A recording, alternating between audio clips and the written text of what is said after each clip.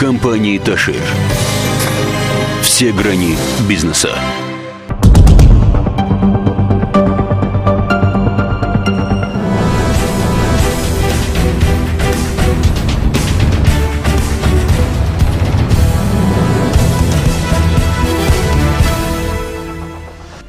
Ֆորտունայի եթերում լրատվության ժամ է, դուք դիտում եք մոլորակի հիմնական թողարկումը, բարև ձեզ։ Եվ այսպես Լոռու մարզպետարանի լրատվության եւ հասարակայնության հետ կապերի բաժնից տեղեկացնում են, որ Լոռու մարզպետ Արթուր Նալբանդյանն անցկացրել է հերթական աշխատանքային խորհրդակցությունը, նա անդրադարձել է տարածքային կառավարման նախարարությունում անցկացված խորհրդակցության ընթացքում քննարկված հարցերին։ Մարզի ղեկավարը դրանցից առանձնացրել է հատկապես մշակույթի նախարար Հասմիկ Պողոսյանի մասնակցությամբ քննարկված մարզում գտնվող պատմամշակութային հուշարձանների պահպանության հետ կապված հարցերը։ Պատմամշակութային հուշարձանների պահպանության հարցում կարևորվել է հատկապես համայնքների ղեկավարների հետ համագործակցությունը։ Պայմանավորվածություն է ձեռք բերվել, որ մշակույթի նախարարության ներկայացուցիչներն առաջիկայում մասնակցեն մարզխորհրդի նիստերին իրենց մոտեցումները ներկայացնելու,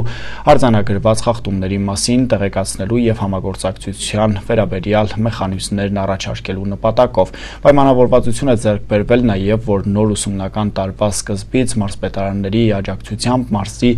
երեխաները ճանաչողական այցով լինեն մայրաքաղաքում, այցելելով մշակութային օջախներ։ Սեպտեմբերից մարզի դպրոցների բարձր դասարանների աշակերտներին հնարավորություն կտրվի լինելու նաև կառավարությունում ծանոթանալու աշխատանքներին։ Մարզի ղեկավարը տեղեկացրել է նաև, որ խորհրդակցության ընթացքում քննարկվել են դպրոցական առարկայական օլիմպիադաների հանրապետական փուլի արդյունքները, նախնական զինվորական պատրաստվածություն առարկայից։ Մարզի արդյունքները ընդհանուր առմամբ գոհացուցիչ են եղել։ Մրցանակների թվով Լոռու մարզը երկրորդ տեղն է զբաղեցնում։ Կրթության վարչության պետին հանձնարարվել է նախնական զինվորական պատրաստվածություն առարկայից հանրապետական օլիմպիադայի մասնակիցների համար այսուհետ ապահովել միանման հագուստ։ Խորհրդակցության ընթացքում անդրադարձ է կատարվել նաև ամառային զորակոչի հետ կապված մի շարք հարցերի։ Լոռու մարզպետարանի առողջապահության եւ սոցիալական ապահովության վարչության պետ Սամվել Լամբարյանը հայտնել է, որ զորակոչիկների պատրաստումների հետ կապված կազմակերպչական առումով որոշակի խնդիրներ են ծագում։ Մարզպետը հանձնարարել է առավել զգոն եւ կազմակերպված լուծումներ տալ եւ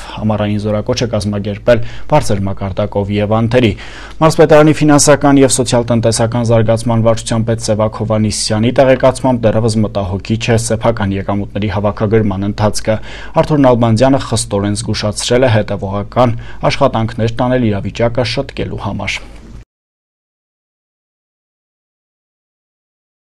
Հիմա Լոռու մարզկենտրոնի սպորտային հաջողությունների մասին ջրագնդակի Վանաձորի թիմը ջախջախիչ հաշվով հաղթանակ է տոնել Գյումրիի թիմի նկատմամբ։ Մանրամասները ներկայացնում է Գոհար Մովսիսյանը։ Վանաձորի լողի մասնագիտացված մանկապատանեկան մարզադպրոցը գործում է 2005 թվականից։ 2013-ից մարզադպրոցում սկսեցին զբաղվել վերջին շրջանում տարածում գտած մարզաձևով ջրագնդակ։ Ստեղծվեց թիմ, որին մարզելու համար մասնագետ հրավիրվեց մայրաքաղաքից։ Փորձի փոխանակման նպատակով Վանաձորում հյուրընկալվեց Գյումրու ջրագնդակի թիմը, տեղի ունեցավ ընկերական հանդիպում։ Գյումրի մարզադպրոցի տնօրինության հետ եւ Երևանի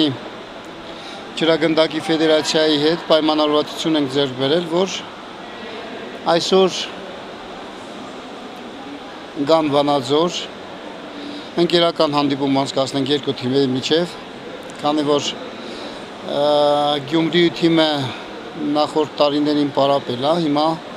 մենք տեսնենք ինչքան ենք մենք փորձ ձեռք բերել եւ տեսնենք պարապմունքների արդյունքները ինչ արդյունքներ են տվել։ Այստեղ գտնվելու առաջնային նպատակը այն է, որ մենք կարողանանք մեկ անգամ եւս նայենք Վանաձորի եւ Գյումրիի նորաստեղծ թիմի մարզիկներին, որպեսզի կարողանանք առաջիկա մեր մրցումների համար հավաքական թիմը հավաքագրենք նաեւ Վանաձորի եւ Գյումրու երիտասարդ տղաներով։ Տղաները այսօրվա դրությամբ փորձարկում էին իրանց ուժերն ու կարողությունները, որպեսզի նոր ուժերով հանդես գան ռեսպուբլիկայի առաջնությանը Հայաստանի։ Հետո մենք ունենք եւ քաղաքի գավաթի խաղարկությունը, որը այս երկու մրցաշարերին մեծ թափով պատրաստակամություն ենք անցնում, որպեսզի բարի հաջող հանդես գանք այդ երկու մրցաշարերին։ Հանդիպման նպատակն էր սպորտի բնակավարում բազմաթիվ ավանդույթներ ունեցող Վանաձորում զարկ տալ նաև ջրագնդակի զարգացմանն ու տարածմանը։ Վանաձորի թիմերից եւ Երևանում գործող թիմերից եւ Գյումրիում գործող թիմից կազմավորել հավաքական թիմ, որոնք մասնակցեն արդեն Եվրոպայի անաշտության, ինչու՞ չէ նաև աշխարհի անաշտության եւ օլիմպիական խմբը դա հետագայի ինչ-որ պլանների մեջ է մտնում։ կարճ ժամկետում գործող ջրագնդակի Վանաձորի թիմը արդեն իսկ առաջընթաց է արձանագրել եւ խոստումնալից ապագա ունի, համոզված է ջրագնդակի Հայաստանի Ֆեդերացիայի նախագահը։ Անցյալ տարի մասնակցեց Հայաստանի անաշնությանը, այս տարի նույնպես մասնակցելու Հայաստանի անաշնությանը եւ մենք մեր մասնագետներով նայել ենք, արդեն կա մեր տեսադաշտում երեխաներ, որոնք անպայման կընդգրկվեն Հայաստանի հավաքական թիմում։ Սպորտաձևի զարգացմանը ի նպաստ կանցկացվի արդեն ավանդական դարձած հուշամրցաշար նվիրված զոհված ազատամարտիկներին։ Նմանատիպ մրցաշարերի հիմնական նպատակն է հասնել նրան, որ մեր մարզիկները հնարավորություն ստանան նաև միջազգային մրցաշարերում հանդես գալու։ Բոլոր հնարավորությունները անում ենք, որպեսզի մեր հայկական ջրագնդակը բարձր մակարդակի վրա պահպանենք եւ դուրս գանք միջազգային ասպարեզ, որը մեզ համար ամենակարևոր եւ ամենանպատասխան գործն է, որը մենք պետք է հասնենք այդ մեր նպատակին։ Վանաձոր Գյումրի ջրագնդակի ընկերական հանդիպումն ավարտվեց 14-5 հաշվով։ Գոհար Մովսիսյան, Համլետ Պապանյան, Մոլորակ։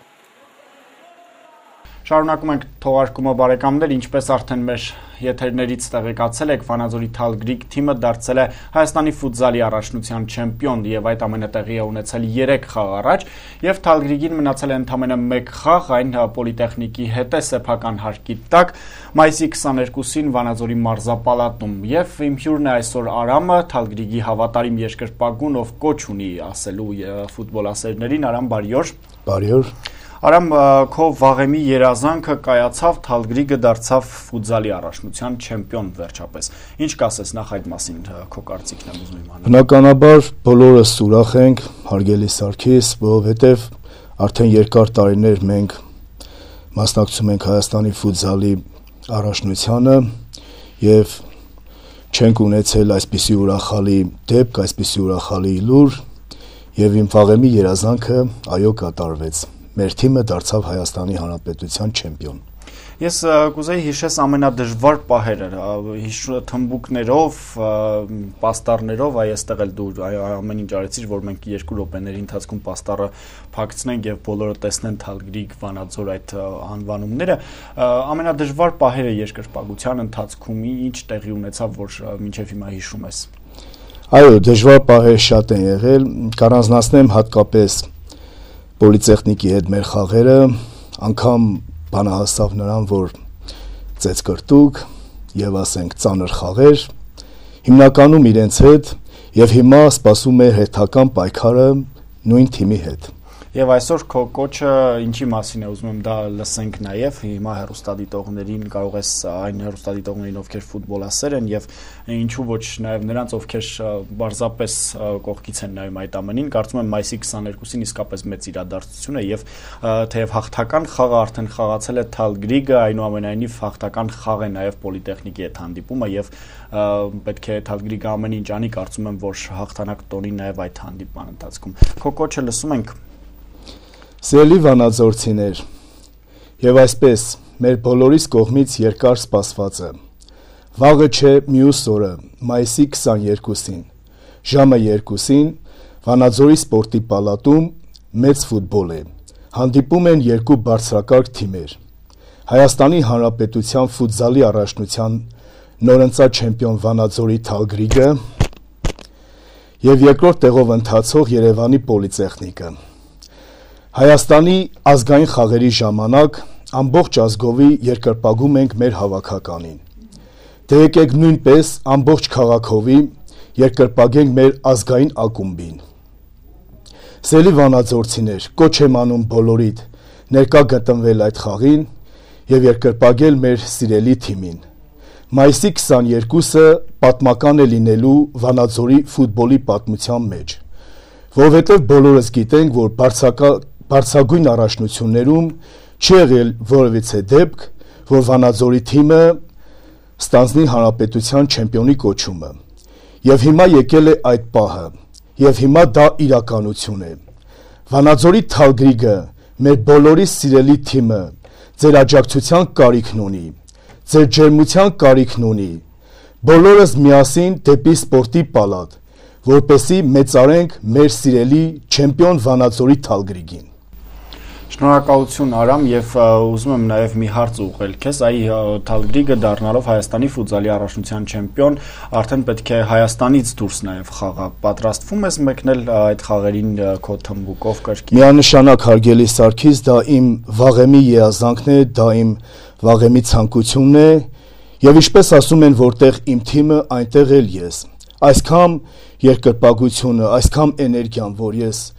թափել եմ իմ թիմի համար, ես պատրաստ եմ արդեն եվրոպական ասպարեզում հանդերձ գալ իմ թիմի հետ հավասար։ Շնորհակալություն Արամ, բարեկամներ, ես հիշեցնեմ զրուցակիցս Սարամ Պետրոսյանն էր, Թալգրիգի հավատարիմ երկրպագու, այսպես կոչված ֆանատ, չէ, այդպես են ասում, եթե ճիշտ եմ ընկալել քո այսպես ասած կոչումը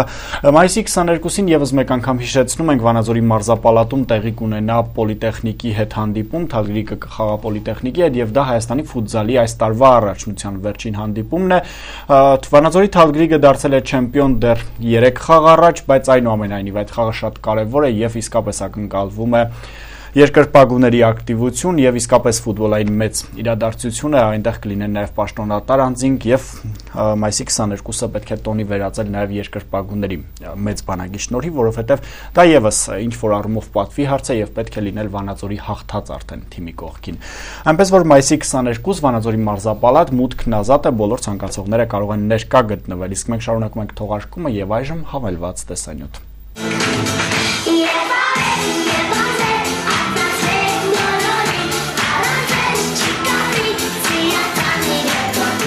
Վանաձորի երկրորդ դպրոցում առաջին դասարանցիները արդեն տառաճանաչ են, նրանք արդեն գիտեն Մաշտոցյան տառերն ու պատրաստ են գրել, կարդալ հայերեն։ Մայրենի լեզուն թանկ է ու անգին, ինչպես հայրենիքը խոստովանում են փոքրիկները։ Երկրորդ դպրոցում է նաև Մեսրոպ Մաշտոցը։ Հերոսը մարմնավորել է վերջինիս եւ պատմում է հայոց գրերի կարեւորության եւ դերի մասին։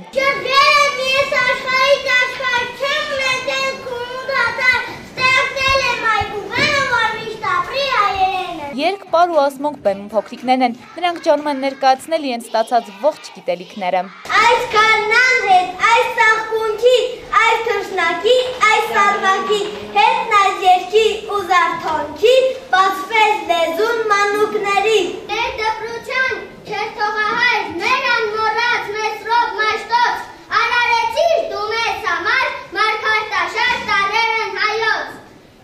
Հեքիաթի հերոսները մայրենին ու 36 տառերը խոսում, երգում ու պարում են հայերենով, խոստանալով լինել մայրենի լեզվի արժանի կրողներն ու պատվով պահել Մաշտոցյան գիրը։ Անահիտ Կարապետյան, Արմեն Շաբազյան, Մոլորակ։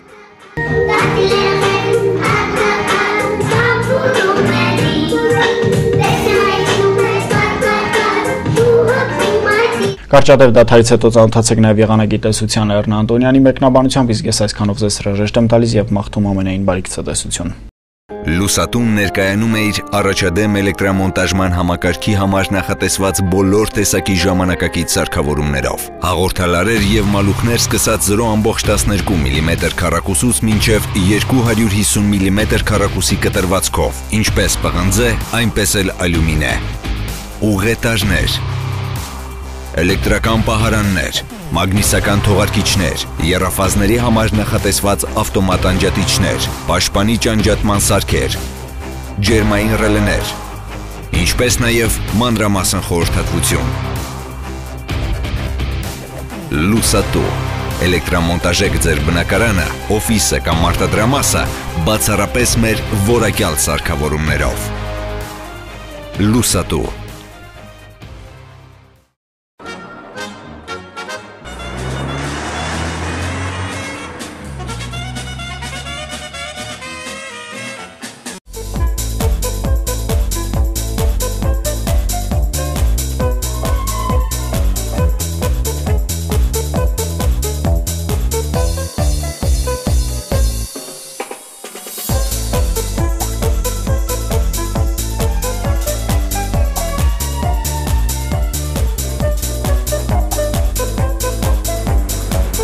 Տեսար չէ, որ ամենալավ ու մատչելի ապրանքն էստեղ էր։ Լյուքս մասնագիտացված խանութ սրահ, խնայեք ձեր ժամանակը։ Բարև ձեզ, եղանակի տեսության աջակիցներն են Լուսատում, մասնագիտացված խանութ սրահը և Lux Computers-ը։ Այժմ ներկայացնեմ կանխատեսումները։ Մայիսի 21-ին առավոտյան արևելյան շրջաններում կդիտվի փոփոխական անբավարարությամբ, առանց էական տեղումների եղանակ, իսկ օրվա երկրորդ կեսին հավանական են կարճատև անձրևներ, այլ շրջաններում կգերակայի մեծ մասամբ անպոտ եղանակը։ Ժամանակ առ ժամանակ սպասվում է կարճատև անձրև և ամպրոպ։ Հնարավոր է քամի մինչև 23 մետր/վայրկյան հեռագությամբ։ Կա նաև կարկուտի հավանականություն։ Հանրապետության առանձին վայրերում օրվա երկրորդ կեսին սպասվում է համեմատաբար առատ անձրև, օդի ջերմաստիճանն առայժմ էապես չի փոխվի, սակայն արդեն առաջիկա օրերին կսկսի օրեցօր բարձրանալ։ Լոռու մարզում սպասվում է գիշերը 10, ցերեկը 21 աստիճան տաքություն։ Տաշիրում սպասվում է գիշերը 9, ցերեկը 14 աստիճան տաքություն։ Ալավերդիում կանխատեսվում է գիշերը 12, ցերեկը 16 աստիճան տաքություն։ Սպիտակում կդիտվի գիշերը 8, ցերեկը 14 աստիճան տաքություն։ Ստեփանավանում կլինի գիշերը 9 աստիճան, ցերեկը 14 աստիճան տաքություն, իսկ մարզկենտրոն Վանաձորում սպասվում է գիշերը 10, ցերեկը 15 աստիճան տաքություն։ Երևանում մայիսի 21-ին կդիտվի արագ փոփոխվող եղանակ, առավոտյան էական տեղումներ չեն սպասվում, կեսօրից հետո հնարավոր է անձրև ու ամպրոպ, հնարավոր է նաև քամի մինչև 12 մետր/վայրկյան հեռագությամբ։ Մայրաքաղաքում կդիտվի մինչև 25 աստիճան տաքություն։ Մեր տարածաշրջանում անձրևներն արդեն սովորական բնույթ են կրում, իսկ երկիր մոլորակի վրա մայիսի 23-ին այս տարվա ընթացքում անսովոր ամենահզոր երկնաքարային անձրևը կտեղա։ Այս շաբաթ երկիր կանցնի գիսաստղի պոչային հատվածով, որի փոշե մասնիկները կարվեն մթնոլորտում վերածվելով ընկնող աստղերի անձրևի։ Մեկ ժամվա ընթացքում հնարավոր կլինի տեսնել մինչև 200 երկնաքար։ Հոսքն ամենից լավ տեսանելի կլինի Ամերիկայի Միացյալ Նահանգների միջին արևելքում։